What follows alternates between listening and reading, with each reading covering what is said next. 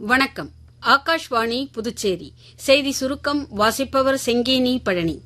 காசநோய் இல்லாத இந்தியாவை உருவாக்கும் பணியில் மக்கள் பங்கேற்பை அதிகரிக்க செய்ய வேண்டும் என பிரதமர் திரு நரேந்திர மோடி கேட்டுக் கொண்டுள்ளார்.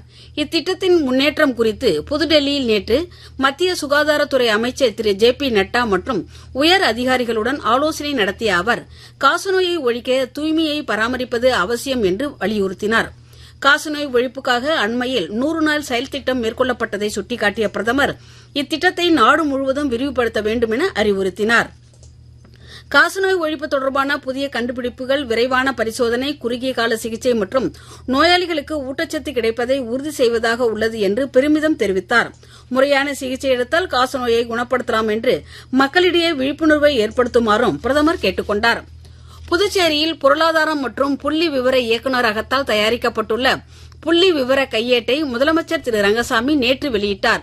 புதுச்சேரி மாநிலத்தின் சமூக பொருளாதார குறியீடுகள் பற்றிய புள்ளி விவரங்களும் மக்கள் தொகை, கல்வி, சுகாதாரம், வேளாண்மை, தொழில், உள்கட்டமைப்பு உள்ளிட்ட பல்வேறு துறைகள் தொடர்பான தகவல்களும் இதில் இடம்பெற்றுள்ளன. புதுச்சேரி வருவாய் மற்றும் பேரிடர் மேலாண்மை துறையில் கிராம உதவியாளர் பணியில் காலியாக உள்ள 54 இடங்களுக்கும், பல்நோக்கு ஊழியர் பணியில் காலியாக உள்ள 9 இடங்களுக்கும் விண்ணப்பங்கள் வரவேற்கப்படுவதாக வருவாய்த்துறை செயலரும் மாவட்ட ஆட்சியருமான திரு குலோத்துங்கன் ஆணை பிறப்பித்துள்ளார். புதுச்சேரி லாஸ்பேட்டை மின்பாதையில் பராமரிப்பு பணிகள் மேற்கொள்ள இருப்பதால் இன்று காலை 10 மணி முதல் பிற்பகல் 2 மணி வரை பிரியதர்ஷினி நகரின் ஒரு பகுதி, காமராஜர் நகர், இஸ்ரவேல் நகர், குரு நகர், ராஜீவ் நகர், ஆதிகேசவர் நகர், சிவாஜி நகர், இந்திரா நகர், பல் மருத்துவக் கல்லூரி மற்றும் அதனை சுற்றியுள்ள பகுதிகளில் மின்தடை ஏற்படும் என மின்துறை அறிவித்துள்ளது. இத்துடன் இந்த செய்திச் சுருக்கம் நிறைவு பெறுகிறது.